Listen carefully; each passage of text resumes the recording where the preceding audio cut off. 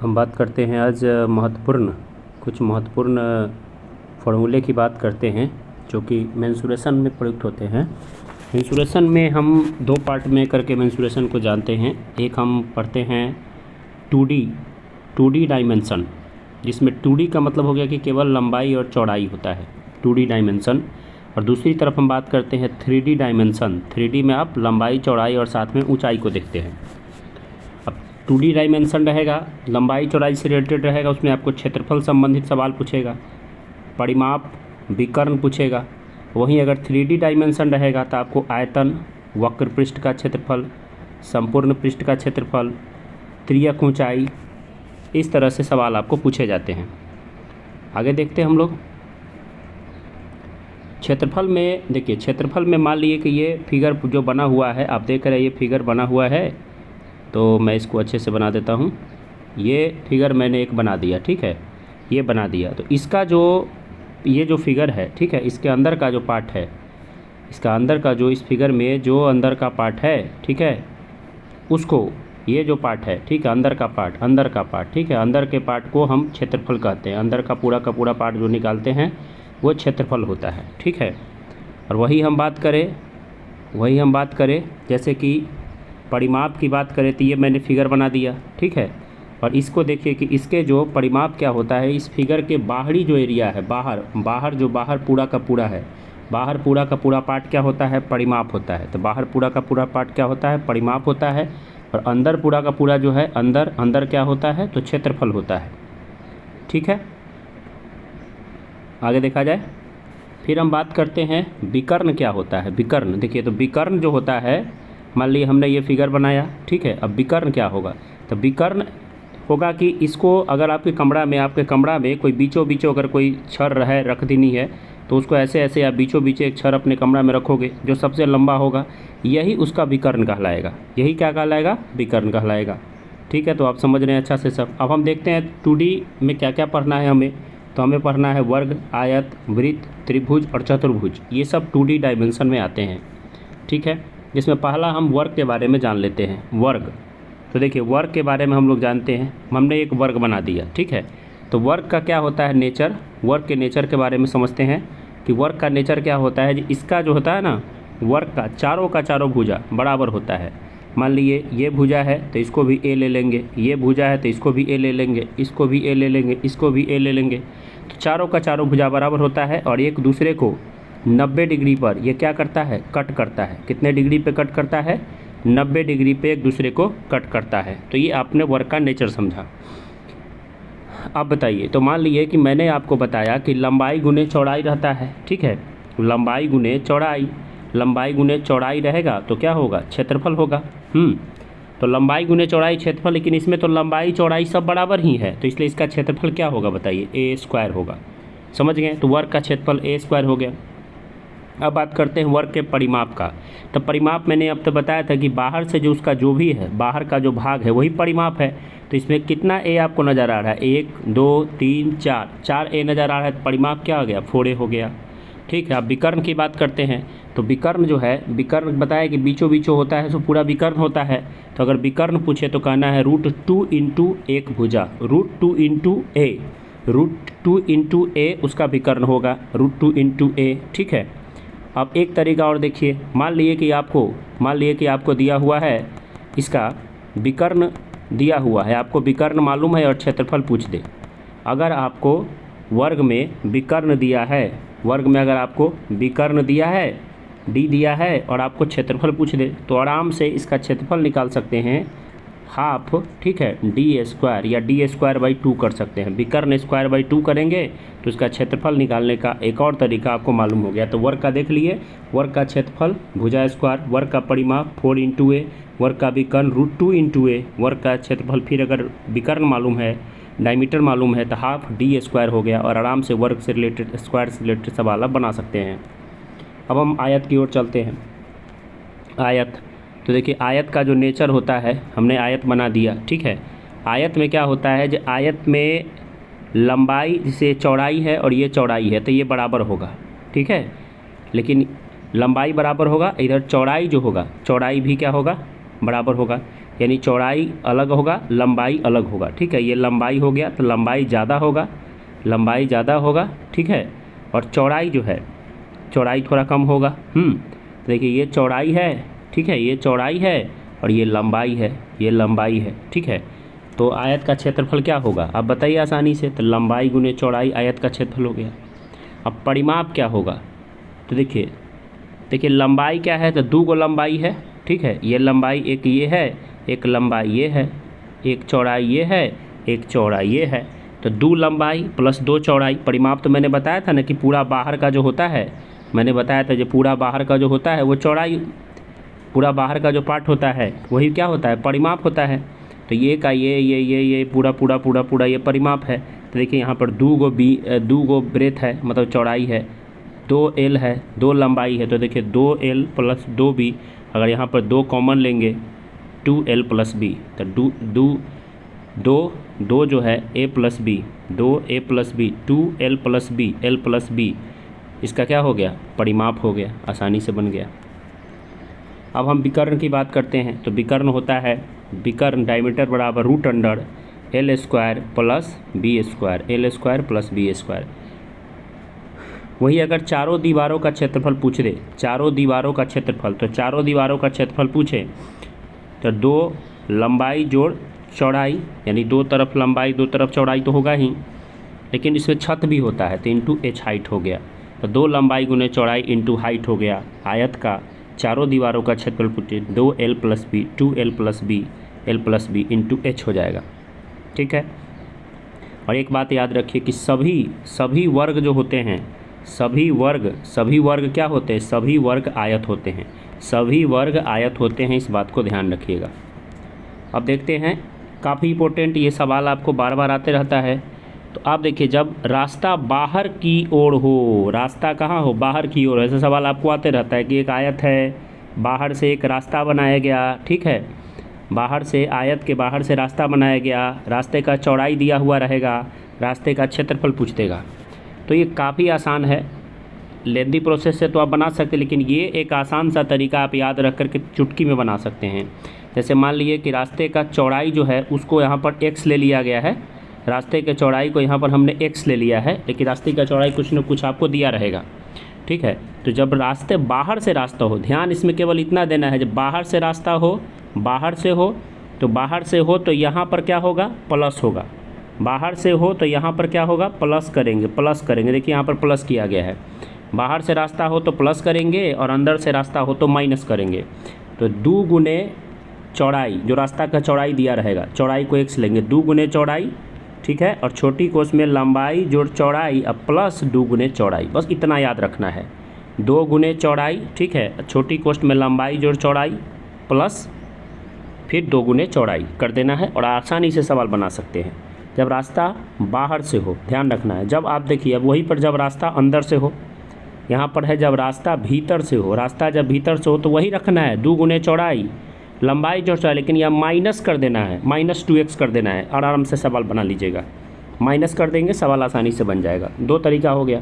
और तीसरा सवाल आपको पूछता है जब रास्ता बीचों बीच दिया हुआ हो, जब रास्ता बीचों बीच हो, मतलब देख रहे हैं ऐसे बीचों बीच रास्ता है, ये बीचों बीच रास्ता है, तो इसमें भी कुछ नहीं करना, रास्ता तो बीचों बीच है तो अंदर से ही रास्ता है।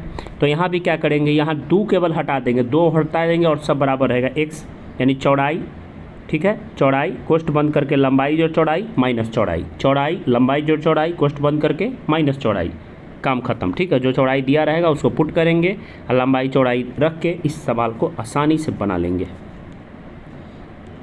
अब आइए वृत्त के बारे में जानते हैं। वृत्त, तो वृत्त जो होता है वृत्त, ठीक है, तो वृत्त देखिए यहाँ पर एक वृत्त बनाया गया है, ये वृत्त बनाया गया है। ठीक है, तो वृत्त में क्या होता है कि वृत्त के बीचों बीच, वृत्त जो हो गया वृत्त के बीचों बीच अगर हम, ठीक है, हमने एक बड़ा सा वृत्त, आपको खूब बड़ा सा वृत्त बना देते हैं। देखिए ये वृत्त रहा अपना। ठीक है, तो वृत्त के अगर बीचों बीच, अगर हम वृत्त के बीचों बीच अगर एक पूरा रेखा खींचते हैं तो इसको व्यास कहा जाता है। क्या कहा जाता है, व्यास कहा जाता है। ठीक है, और अगर इसी वृत्त के जो है आधा का बात करें, आधा अगर इतना की बात करें तो इसको r यानी त्रिज्या कहेंगे। पूरा है तो व्यास है, आधा है तो त्रिज्या है, इस बात को ध्यान रखना है।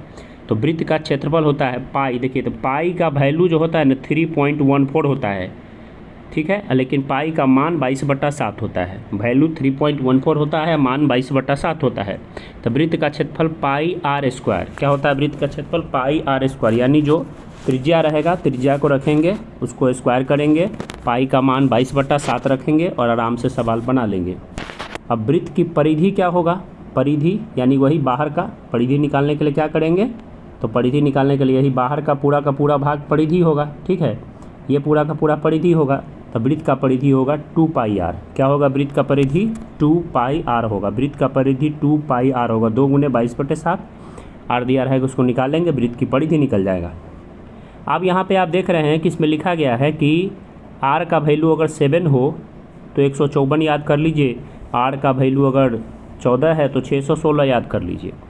याद कर लेने इसलिए कहा जाता है क्योंकि हद से ज़्यादा पूछता है, नहीं याद कीजिए तब भी बना सकते हैं आसानी से, ऐसा नहीं कि याद करना ज़रूरी ही है, ठीक है, आप क्या कर सकते हैं, इसको वैसे भी बना सकते हैं, लेकिन ये आपकी सुविधा के लिए दिया गया है। जैसे कि मान लीजिए कि यहाँ पर दिया हुआ है आर का वैल्यू अगर 7 रहेगा तो क्षेत्रफल निकालना है, तो पाई का वैल्यू 22/7 इंटू 7 × 7 हो गया, एक 7 से एक 7 कट गया, तो 7 × 7 × 22 154 हो गया। तो ये मतलब आपको बताया गया है कि आप इसको याद कर लेंगे, आर का वैल्यू अगर 7 है तो 154 याद कर लीजिए, 14 है तो 616 याद कर लीजिए, तो आप जल्दी से बना लेंगे। अब देखिए वृत्त है, तो वृत्त का जो है ना, वृत्त खंड क्या होता है, तो वृत्त है, ठीक है। अब ये वृत्त में होता क्या है कि वृत्त में यही वृत्त है, देखिए, तो एक गो आर दूसरा आर, अब पूरा लगा देंगे तो व्यास हो जाएगा, तो 2 गो आर है, ठीक है, इसके बीच में कुछ न कुछ तो कोण बनेगा, ठीक है, तो उस कोण को थीटा से प्रेजेंट करेंगे, और ये जो पूरा का पूरा एरिया है इसी को निकालने का क्षेत्रफल, इसका क्षेत्रफल निकालने का, ये जो एरिया हम देख रहे हैं, ये एरिया जो देख रहे हैं इसका क्षेत्रफल निकालना है, तो वही हो गया त्रिज्यखंड हो गया, त्रिज्यखंड वृत्त के त्रिज्यखंड का क्षेत्रफल पूछेगा। तो अच्छा, वृत्त का क्षेत्रफल आपको पता है पाई आर स्क्वायर, ठीक है, वृत्त का आपको पता है पाई आर स्क्वायर है, ये थीटा हो गया, थीटा, ये तो ये जो मान है इसको थीटा रखेंगे कुछ ना कुछ, ठीक है, तो थीटा अब बटे पूरा का पूरा कितना होगा, पूरा का पूरा कितना होगा 360 होगा, पूरा का पूरा पार्ट 360 होगा, 360 रख देंगे, हो जाएगा।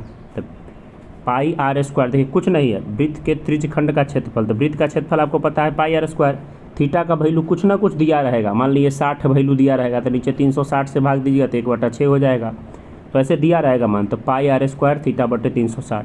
अब चाप की लंबाई, चाप का लंबाई कहने का मतलब, चाप का लंबाई जो कह रहा है, तो चाप का लंबाई एक प्रकार से आपको क्या पूछ रहा है, चाप का लंबाई आपको परिधि पूछ रहा है, तो परिधि आप जानते करते हैं 2 पाई आर होता है, परिधि 2 पाई आर होता है, तो वही 2 पाई आर कर दीजिए, लेकिन इसमें भी तो थीटा का मान रहेगा ना, तो थीटा बटे 360, बस हो गया पूरा का पूरा कंप्लीट। अब बात करते हैं अर्धवृत्त का, तो अर्धवृत्त देखिए पूरा वृत्त है, ये पूरा वृत्त हमने बनाया, ठीक है, और इसी वृत्त को अगर हम आधे से अगर काट देंगे, आधा से काट देंगे, इस वृत्त को हम आधे से काट देंगे तो ही ना अर्धवृत्त हो गया, अर्धवृत्त हो गया, और ऊपर का पार्ट क्या करेंगे हम हटा देंगे, तो अर्धवृत्त हो गया। तो अर्धवृत्त में आप यहाँ पर देखिए, अर्धवृत्त में यहाँ से देखिए तो 2 गो आड़ है, एगो इधर है एगो इधर है, 2 गो आड़ है, तो अर्धवृत्त का क्षेत्रफल, तो पहले जैसे वृत्त का क्षेत्रफल आप क्या पढ़े हैं, वृत्त का क्षेत्रफल आप क्या पढ़े हैं, पाई आर स्क्वायर पढ़े हैं, लेकिन आधे वृत्त है तो 2 से भाग दे दीजिए, तो अर्धवृत्त का क्षेत्रफल पाई आर स्क्वायर बाई 2 हो गया। अर्धवृत्त का परिमाप क्या होगा, तो वृत्त का परिमाप आप क्या पढ़े हैं, परिधि, वृत्त का परिमाप आप पढ़े हैं 2 पाई आर पढ़े हैं, लेकिन 2 पाई आर तो वृत्त का हो गया, पूरा का पूरा वृत्त का ना 2 पाई आर हो गया जी, लेकिन यहाँ तो आधा है, तो ये एगो छोटा आर यहाँ है, एगो छोटा आर यहाँ, 2 गो आर है, तो प्लस क्या कर देंगे 2 आर कर देंगे। तो अर्धवृत्त का परिमाप याद रखना है, वृत्त का परिमाप 2 पाई आर, अर्धवृत्त का है तो उसमें 2 आर और जोड़ देना है, 2 गो परिधि 2 गो त्रिज्या मतलब और जोड़ देना है, 2 पाई आर प्लस 2 आर। अब इसको देखिए कॉमन ले लीजिए, क्या कॉमन लीजिएगा, 2 कॉमन लीजिएगा, 2 कॉमन लीजिएगा तो हो जाएगा 2 कॉमन लेने पे पाई आर प्लस 2 आर हो जाएगा, पाई आर प्लस 2 आर, ठीक है।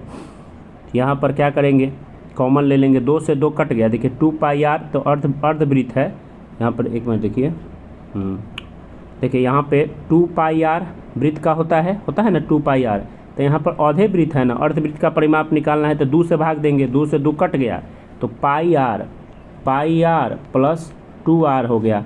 यहाँ पर आर कॉमन होगा, पाई प्लस 2 हो जाएगा। पाई का वैल्यू 22/7 रखिएगा प्लस 2 तो 36/7 हो जाएगा। 36/7 आर क्या हो जाएगा? 36/7 आर। तो आसान शब्दों में कहे तो क्या होगा? सीधे याद कर लेना है अर्धवृत्त का परिमाप 36/7 आर। अर्धवृत्त का परिमाप क्या याद कर लेना है? 36/7 आर। कितना होगा अर्धवृत्त का परिमाप? 36/7 आर। निकाल लेंगे आराम से, इसको आसान तरीके से बन जा रहा है। अब हम आते हैं त्रिभुज में, ठीक है। तो त्रिभुज में देखिए, त्रिभुज में दिया हुआ है विषम बाहु त्रिभुज। विषम बाहु त्रिभुज का मतलब क्या हुआ? जिसका तीनों में से कोई भी भुजा बराबर नहीं हो। ये भुजा देख लीजिए, ये भुजा देख लीजिए, ये भुजा देख लीजिए, कोनो बराबर नहीं है, तो उसका परिमाप हो गया a + b + c हो गया। अर्ध परिमाप का मतलब क्या हो गया कि a + b + c/2 हो गया, यानी s निकालते हैं यहाँ पर, अर्ध s निकालते हैं। s का मतलब ये हीरो का फार्मूला इसको बोलते हैं। ये जो निकालने का तरीका है कौन फार्मूला है? हीरोज सूत्र है, हीरोज सूत्र। तो सेमी पेरीमीटर निकालेंगे, अर्ध परिमाप निकालेंगे। अब मान लीजिए ये तीनों जो दिया हुआ है, मान लीजिए कुछ इसका मान होगा 10, 15, 20 ऐसे कुछ होगा, तो उसके मान से हम क्या निकालेंगे? तीनों मान को एक जगह रख के 2 से भाग देंगे तो s निकल जाएगा। अब क्षेत्रफल निकालने का क्या है कि छोटी कोर्स में वो जो निकलेगा उसको s को रखेंगे, s में से a को घटाएंगे, s में से b को घटाएंगे, s में से c को घटाएंगे और अंदर से वर्ग का मान बाहर निकालेंगे और आपको आराम से ये बन जाएगा, ठीक है। क्षेत्रफल निकल जाएगा विषम बाहु त्रिभुज का, ठीक है। अब आपके परीक्षा में अगर पूछे अंतःवृत्त की त्रिज्या, अंतःवृत्त का त्रिज्या अगर पूछे, अंतःवृत्त का त्रिज्या पूछे, अंतःवृत्त का त्रिज्या, तो देखिए त्रिभुज का क्षेत्रफल जैसे आप हीरो जैसे निकाले हैं वो रख देंगे। हीरो के फार्मूला से त्रिभुज का क्षेत्रफल निकाल के और उसको s से भाग देंगे, सेमी पेरीमीटर से क्या करेंगे? भाग दे देंगे। अंतःवृत्त की त्रिज्या काफ़ी इंपॉर्टेंट है। अंतःवृत्त की त्रिज्या पूछे तो क्या करेंगे? s का क्षेत्रफल या त्रिभुज का क्षेत्रफल निकाल के उसको s से भाग दे देंगे। तो अंतःवृत्त का त्रिज्या यानी अंदर में जो वृत्त बनेगा, अंतःवृत्त की त्रिज्या, मान लिए कि ये वृत्त हो गया, ठीक है, अंतःवृत्त, ठीक है। अंदर में जो वृत्त ये बनेगा, ये बहुत सारा बन गया क्या? ये देखता हूँ। अंतःवृत्त, अंदर में जो बनेगा, अंदर में जो बनेगा उसका क्षेत्रफल क्या होगा? त्रिभुज के अंदर में जो वृत्त बनेगा, त्रिभुज के अंदर में जो वृत्त बनेगा, इसको ऐसे मैं दिखाता हूँ आपको। जैसे मान लीजिए त्रिभुज है, ठीक है, इसके अंदर में वृत्त बन गया, त्रिभुज के अंदर में वृत्त बन गया, तो अंतःवृत्त, इसका क्षेत्रफल कैसे निकालेंगे? अंतःवृत्त की त्रिज्या कैसे निकालेंगे? अंतःवृत्त की त्रिज्या, अंतर में जो वृत्त है, अंतर्वृत्त की त्रिज्या स्मॉल r निकालना है, तो त्रिभुज का क्षेत्रफल निकाल लेंगे, ठीक है। और त्रिभुज के क्षेत्रफल को सेमी पेरीमीटर जो s निकालते थे, a + b + c/2 s निकाल, इससे भाग दे देंगे, हो जाएगा। अब मान लीजिए कि बाह्य वृत्त की त्रिज्या, मान लीजिए कि ये त्रिभुज है या बाहर से इसको वृत्त घेरा हुआ है, बाहर से वृत्त घेरा हुआ है, इसका त्रिज्या रहेगा तो कैपिटल R निकलेगा। तो तीनों भुजाओं का गुणनफल, 3 भुजा जो दिया रहेगा तीनों को गुणनफल करेंगे, अब बटे 4 गुने त्रिभुज का क्षेत्रफल, तीनों भुजाओं का गुणनफल बटे 4 गुने त्रिभुज का क्षेत्रफल, तीनों भुजाओं का गुणनफल बटे 4 गुने त्रिभुज का क्षेत्रफल। और ये PDF आपका कंप्लीट हो गया। अब हम देखते हैं आगे हम देखते हैं, यहाँ पर दिया हुआ है समद्वि बाहु त्रिभुज। देख रहे हैं कि ये जो दिया गया है इसमें दो गो देख रहे हैं, a और a, 2 गो बराबर है, समद्वि बाहु, 2 गो बाह यानी 2 गो भुजा बराबर है, समद्वि बाहु। तो इसका क्षेत्रफल क्या होगा? ठीक है, इसका क्षेत्रफल होगा b/4, ठीक है। जैसे आधार जो है, आधार बेस है, इस भुजा को b ले लिए, आधार जो बेस है इस भुजा को हम लोग क्या ले लिए? b ले लिए। तो इसका कैसे याद रखेंगे? इसका याद रखेंगे b/4 √4a² - b²। देखिए समद्विबाहु त्रिभुज का क्षेत्रफल, समद्विबाहु त्रिभुज का क्षेत्रफल काफ़ी इंपॉर्टेंट है, क्या याद रखेंगे? b/4 यानी बेस जो दिया रहेगा b/4 बाहर रखेंगे और √4a²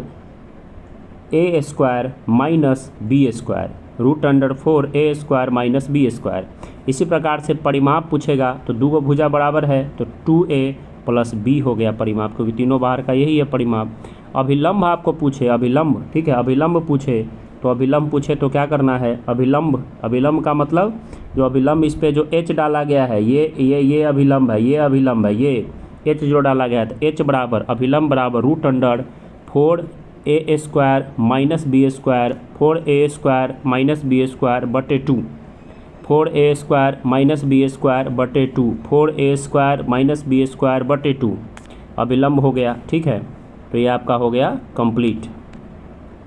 अब हम देखते हैं समकोण समद्विबाहु त्रिभुज, मतलब समकोण एक 90 डिग्री का एंगल है। समकोण कब कहा जाता है? जब एक एंगल हो जाता है 90 डिग्री का, 90 डिग्री का एक एंगल हो जाता है तो उसको समकोण कहते हैं। ये हो गया समकोण। समद्विबाहु है तो दो भुजा बराबर होगा ही, ए और ये क्या होगा, बी, ठीक है। तो समकोण समद्विबाहु, समकोण समद्विबाहु का त्रिभुज का क्षेत्रफल पूछे तो a²/2 होगा। सीधे क्या होगा, समकोण समद्विबाहु त्रिभुज का क्षेत्रफल a²/2 होगा। इसका कर्ण पूछे, कर्ण जो पूछे, कर्ण ये होता है कर्ण, ये होता है कर्ण, ठीक है। तो कर्ण पूछे तो क्या होगा, √2a। कर्ण पूछे तो क्या होगा, √2a। कर्ण पूछे तो क्या होगा, √2a, √2a। अब परिमाप पूछे तो 2a + b, 2a + b परिमाप हो गया। तो समकोण समद्विबाहु त्रिभुज का क्षेत्रफल क्या हो गया, a²/2, कर्ण हो गया √2a, परिमाप हो गया 2a + b हो गया। अब हम देखते हैं समकोण त्रिभुज। समकोण त्रिभुज में आप जानते हैं कि एक कोण 90 डिग्री होगा, लंब होगा, सबसे बड़ी भुजा कर्ण होगा, जिस पे खड़ा होगा वो बेस होगा, आधार होगा। क्षेत्रफल होता है 1/2 आधार गुने ऊंचाई। परिमाप क्या होगा, तीनों रख दीजिए, PBH पेरीमीटर, बेस और हाइपो टेंशन, तीनों रख दीजिए। तो PBH हो गया, कर्ण, लंब और आधार तीनों जोड़ दीजिए। और अभिलंब इसमें पूछे, इसमें अभिलंब पूछे, ये जो H है अभिलंब है, ये पूछे तो P गुने B, P गुने B/H, P गुने B/H, यानी लंब गुने आधार, लंब गुने आधार, लंब गुने आधार, लंब गुने आधार बटे H, कर्ण हो गया, लंब गुने आधार बटे H हो गया।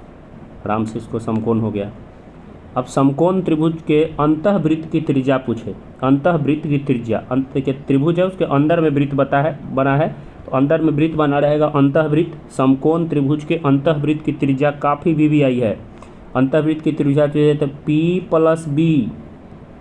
+ B यानी पेरीमीटर, आधार प्लस ऊंचाई, माइनस कर्ण हो जाएगा, ठीक है, माइनस कर्ण/2 हो जाएगा, PBH, ठीक है। P + B - H, P + B - H, P + B - H/2 हो जाएगा, ठीक है।